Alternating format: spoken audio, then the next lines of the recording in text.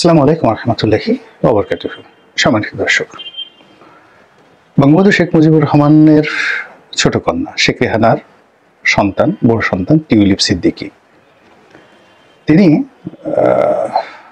ব্রিটেনের মন্ত্রী হিসেবে নিয়োগ লাভ করেছিলেন এবং তিনি যখন সংসদ সদস্য হলেন, একাধিকবার হয়েছেন এবং এইবার প্রথম যখন মন্ত্রী হলেন, তখন আওয়ামী লীগের যারা নেতাকর্মী সারা বাংলাদেশের এবং একই সঙ্গে সারা দুনিয়াতে সকলের মধ্যে একটা খুশির বন্যা বয়ে যাচ্ছিল।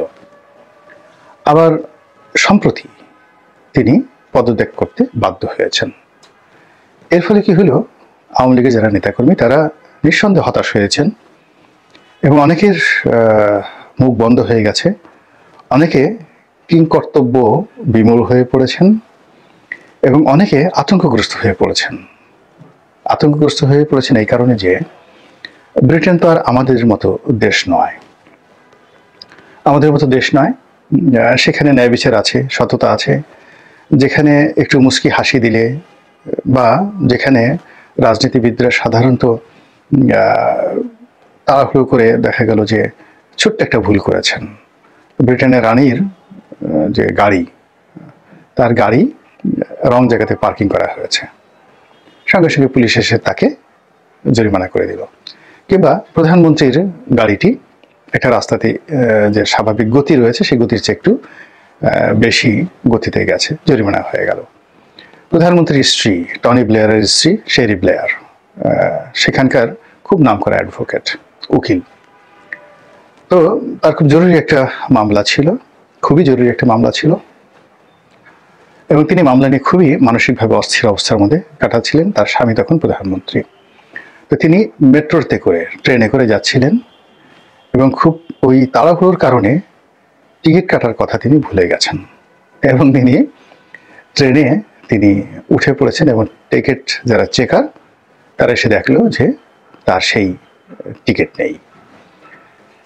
শুধু এটা নিয়ে জরিমানা করলো না, এখন তাকে শাস্তি দেবে না জেল দিবে, এটা নিয়ে পুরো ব্রিটেন তোলপাড় হয়ে গেল।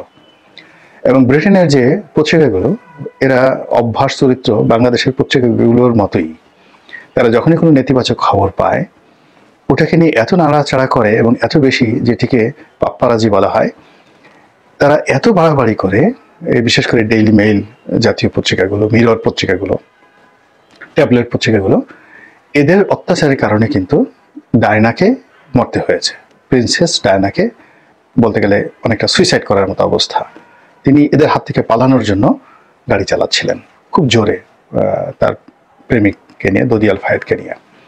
তো এরকম ঘটনা ঘটে। তো এখন টিউলিপ সিদ্দিকীর সম্পর্কে যে সকল অভিযোগ এসেছে, সে সকল অভিযোগ নিয়ে ব্রিটেনে তদন্ত চলছে এবং এই তদন্ত নিয়ে পুরো বর্তমান যে লেবার সরকার, সেই লেবার সরকারকে 12টা বাজানোর জন্য তার প্রতিপক্ষ রাজনৈতিক দল এবং তাদের যে অভ্যাস, ওখানকার যে রাজনীতি পার্লামেন্টের মধ্যে, সেটা জাপানে যান, আমেরিকাতে যান। ওখানে আমেরিকার পার্লামেন্টে বা জাপানের পার্লামেন্টে যা কিছু হয়, সে তুলনায় বাংলাদেশের পার্লামেন্টে অনেক ভালো। ওখানে প্রচণ্ড রকম একে অপরকে টিজ করে, শুয়োরের সঙ্গে তুলনা করে, কুকুরের সঙ্গে তুলনা করে এবং জাপানের পার্লামেন্টে তো রীতিমতো রেগুলার মারামারি হয়।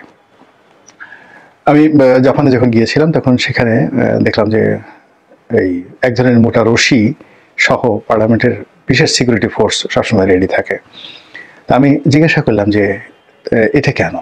তো বললো, পার্লামেন্ট মেম্বাররা মারামারি করার জন্য এতটা উদ্গ্রীব হয়ে পড়েছে, তাদেরকে ফেরানো যায় না, তাদেরকে ধরে তারপর বেঁধে ফেলতে হয়, এছাড়া তাদেরকে ফেরানো যায় না। তো আমরা বাইরে থেকে যতটা মনে করি সভ্য, সেটা তারা হলো ফর জেনারেল পাবলিক, সাধারণ আইন কানুনের জন্য। কিন্তু সত্যিকার অর্থে সেখানকার যে নোংরামি বলেন, নেতিবাচক যে বিষয়গুলো বলেন, যে দেশগুলো যত সভ্য তাদের মধ্যে অসভ্যতামি তত বেশি, যে দেশ বেশি যত উন্নত তারা প্রকৃতির কাছে ততটা বেশি অসহায়। আপনি দেখুন, এই যে এখন আমেরিকাতে যে দাবানল শুরু হলো, সেই দাবানল থামানো যাচ্ছে না। এ যাবৎকালে না হলো $300 to $400 billion, $400 billion ultimately loss হয়ে গেছে, তারপর আগুন কিন্তু থামানো যাচ্ছে না। এরকম প্রযুক্তি যেখানে বেশি, সম্ভাবনা যেখানে বেশি, সেখানে নেতিবাচক বিষয়গুলো বেশি থাকে। তো আমেরিকাতে দাবানল হয়, আমরা তো দাবানল যে কি জিনিস আমরা জানিই না। সুন্দরবনে একবার দাবানল হয়েছিল, আমরা ঢাকাতে বসে টেরও পাইনি। তো যা হোক, যেটা বলছিলাম, তো সেই টিউলিপ সিদ্দিকীর বিরুদ্ধে যে সকল অভিযোগ এসেছে, সেই অভিযোগ হলো তিনি ওখানে কিন্তু বাংলাদেশের মতো না, মানে তার বোন আত্মীয় স্বজন কি করেছে ওটা নিয়ে তার কোনো সমস্যা নেই। তার সমস্যা হলো তিনি একটি বাড়িতে বা অ্যাপার্টমেন্টে ছিলেন, যে অ্যাপার্টমেন্টটি বিনামূল্যে তাকে দেওয়া হয়েছে, এই হলো তার বিরুদ্ধে অভিযোগ।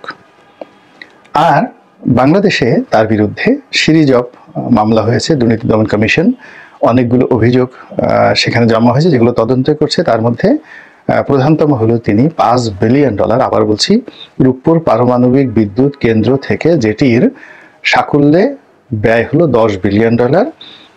কেউ একজন অভিযোগ করেছে দুর্নীতি দমন কমিশন যে এই $10 বিলিয়ন প্রজেক্ট থেকে একেবারে $5 বিলিয়ন কমিশন হিসেবে লাভ করেছে টিউলিপ সিদ্দিকী, যাকে বলা হয় দালালি হিসাবে। এবং আপনারা জানেন যে এই বাংলাদেশের রূপপুর পারমাণবিক বিদ্যুৎ কেন্দ্র এটি গভর্নমেন্ট টু গভর্নমেন্ট, বাংলাদেশ সরকার ভার্সেস রাশিয়ান সরকার। তো রাশিয়ান সরকারের আবার এই মন্ত্রণালয়টি, জ্বালানি খনিজ সম্পদ মন্ত্রণালয়টি সরাসরি পুতিন নিয়ন্ত্রণ করেন। তো কাজেই বাংলাদেশে যদি একটা $10 বিলিয়ন একটা প্রকল্প হয়, সেই $10 বিলিয়ন থেকে যদি $5 বিলিয়ন টিউলিপ সিদ্দিকী মেরে দিয়ে থাকে, আবার সেই $5 বিলিয়ন যদি স্বয়ং পুতিন তাকে দিয়ে থাকে, বুঝতে পারেন যে কত বড় ভয়াবহ অভিযোগ তার বিরুদ্ধে বাংলাদেশে হয়েছে। এবং এক্ষেত্রে তো আমি মনে করি যে 133 বার নয়, 1,33,00,000 বার এই টিউলিপ সিদ্দিকীকে ফাঁসিতে লটকানো উচিত, এবং তার সঙ্গে সঙ্গে পুতিনকেও 1,33,00,000 বার তাকে ফাঁসিতে লটকানো উচিত। যে কত বড় খারাপ হলে $10 বিলিয়ন একটা জাতীয় প্রকল্প থেকে $5 বিলিয়ন শুধু সে ঘুষি দিয়েছে। তাহলে সেখানে যদি সে লাভ করে থাকে, তারপর শেষে তার অন্যান্য ছোটখাটো কমিশন থাকে, তাহলে তো এখানে সর্বোচ্চ $2 বিলিয়ন বেশি তারা খরচ করেনি, এটা স্বাভাবিক দৃষ্টিতে হয়। তো এই বিষয়গুলো নিয়ে ব্রিটেনে খুব লেখালেখি হচ্ছে। তো এই অবস্থাতেই তিনি পদত্যাগ করেছেন। তো তিনি পদত্যাগ করেছেন 14 তারিখ রাতে, 14 তারিখ ডিসেম্বর মাসের জানুয়ারি মাসের 14 তারিখ রাতে। কিন্তু আমি ডিসেম্বর মাসের 22 তারিখই আরেকটা ভিডিওতে বলেছিলাম, যেহেতু অভিযোগ আসছে তাকে পদত্যাগ করতে হবে, এটি ব্রিটেনের একটা নিয়ম। এখন প্রশ্ন হলো যে এই পদত্যাগ শেষ পদত্যাগ কিনা, বা এটার পরিণতি কি হতে পারে। এখানে মূল বিষয়টি হলো যে এখানে টিউলিপ সিদ্দিকী যে চিঠি লিখেছেন, পদত্যাগপত্র দিয়েছেন, সেখানে তিনি স্পষ্টভাবে বলেছেন যে তার বিষয়ে ইতিমধ্যে যে তদন্ত হয়েছে, সেই তদন্ত কর্মকর্তা প্রাথমিকভাবে যাচাই বাছাই করে যা দেখেছেন তা হলো এই অভিযোগগুলো যার কোনো ভিত্তি নেই। দ্বিতীয়ত হলো এই অভিযোগের কারণে তার যে মন্ত্রী হওয়ার যে আচরণবিধি, মন্ত্রীর যে আচরণবিধি, এই আচরণবিধি লঙ্ঘিত হয়নি। কিন্তু তারপরও তিনি পদত্যাগ করলেন সরকারের ভাবমূর্তি রক্ষা করার জন্য, বিতর্ক থামানোর জন্য। এই হলো ওনার বক্তব্য। এখন তার এই চিঠি পাওয়ার পর যিনি প্রধানমন্ত্রী, তিনি খুব বিনয়ের সঙ্গে উত্তর দিয়েছেন যে আমি পদত্যাগপত্র গ্রহণ করলাম বটে, তবে আপনারকে ধন্যবাদ জানাই। আপনার যে কর্মকাণ্ড দলের প্রতি, সরকারের প্রতি, এটি আমরা সারা জীবন স্মরণ করব, এবং আপনি যখন আসতে চাইবেন, আবার মানে কথাটা বলছি, ডোর ওপেন, মানে আপনি যখন আসতে চাইবেন তখনই এখানে আপনি আসতে পারবেন। আমাদের ঘরের দরজা জানালা আপনার জন্য সবসময় খোলা থাকবে। তো এই যে টিউলিপ সিদ্দিকীর উপর যে গ্রিন সিগন্যাল যে তিনি আবার আসতে পারবেন, এটাই হলো যারা এখন আনন্দ করছেন টিউলিপ সিদ্দিকীর ব্যাপারে, তাদের জন্য আগামীতে এটা বুমেরাং হতে পারে। এর কারণ হলো ব্রিটেনে যদি তার বিরুদ্ধে অভিযোগ হয়, এর কারণে অনেক পুরনো ঘটনা, এবং সেখানকার গোয়েন্দাদের যে তথ্য এবং উপাত্ত, সেই তথ্য উপাত্ত যে কোনো একটা মানুষ মন্ত্রী হওয়ার আগে, এমপি হওয়ার আগে এত নিখুঁতভাবে যাচাই বাছাই করা হয় যে টিউলিপ সিদ্দিকী যে বাড়িতে থেকেছেন, ওই বাড়িটি যদি ব্রিটেনের প্রচলিত আইন অনুযায়ী বেআইনি হতো, তাহলে তিনি এমপি হিসেবে দাঁড়াতেই পারতেন না। দ্বিতীয়ত, মন্ত্রী হওয়ার আগে আরেক দফা চেক করা হয় তার সকল কিছু, তিনি মন্ত্রী হিসেবে কোনো অবস্থাতেই ক্যাবিনেটের অন্তর্ভুক্ত হতে পারতেন না। তো কাজেই পত্রিকার মুখ বন্ধ করার জন্য, এটাকে আরো অধিকতর তদন্ত করার জন্য, এবং তাকে একটা সুন্দর চারিত্রিক সার্টিফিকেট দেওয়ার জন্য, এটা বাংলাদেশের মতো নয়, একেবারে জেনুইন একটা চারিত্রিক সার্টিফিকেট দেওয়ার জন্য বর্তমান লেবার সরকার এটা সময় নিচ্ছেন।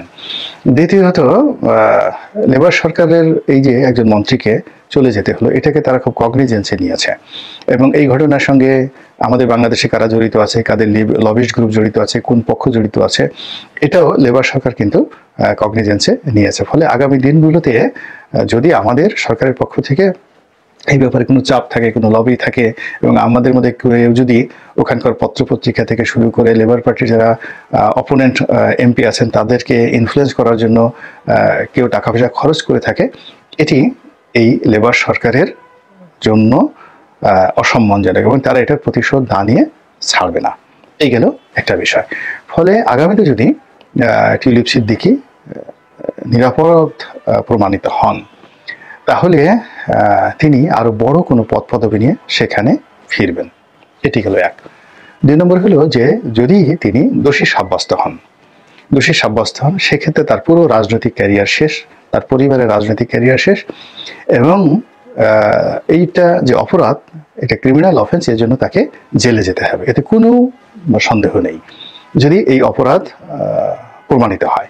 দ্বিতীয়ত বাংলাদেশে যেটা হচ্ছে অর্থাৎ দুর্নীতি দমন কমিশন যা কিছুই করুক না কেন, এটি টিউলিপ সিদ্দিকীর ক্যারিয়ারে ইতিবাচক নেতিবাচক এটি কোনো প্রভাব ফেলবে না, বাংলাদেশের বিষয়গুলো কোনো প্রভাব ফেলবে না। ওখানে যে বিষয়গুলো প্রভাব ফেলবে সেটা হলো অফশোর ব্যাংকিং, মুদ্রা পাচার, টাকা পাচার, কমিশন গ্রহণ এবং অর্থাৎ ব্রিটেন এবং ইউরোপীয় ইউনিয়নে তার এই অর্থনৈতিক লেনদেনের সঙ্গে তার কোনো সম্পৃক্ততা রয়েছে কিনা, এমনকি তার মায়ের দুর্নীতি, এমনকি তার বোনের দুর্নীতি, ভাইয়ের দুর্নীতি, এটাও কিন্তু তার রাজনৈতিক ক্যারিয়ারে ব্রিটেনের আইন অনুযায়ী এটা কোনো ইনফ্লুয়েন্স করবে না। শুধু দেখা হবে যে তিনি নিজে সেই কাজগুলো করেছেন কিনা। ফলে আগামীতে যেটা সেই জীবনানন্দ দাশের সেই কবিতার মতো টিউলিপ সিদ্দিকীর কি হবে, তিনি হয়তো ফিরে আসবেন বড় কোনো মন্ত্রীর বেশে, অথবা তিনি কারাগারে যাবেন এবং কারাগার থেকে বের হয়ে আবার সেই বাংলাদেশে আসবেন কাঙ্গালিনী, যে কোনো কাঙালের মতো বাঙাল হয়ে ফিরে আসবেন এবং আমরা সেই দৃশ্য দেখে খুবই আনন্দ অনুভব করবো, বিশেষ করে আওয়ামী বিরোধী শক্তিরা। তো কাজেই দেখা যাক আগামী দিনে কোনটা ঘটে। আল্লাহ আমাদের সবাইকে হেদায়েত দান করুন এবং হেফাজত করুন। আসসালামু আলাইকুম রহমতুল্লাহি ওয়া বারাকাতুহু।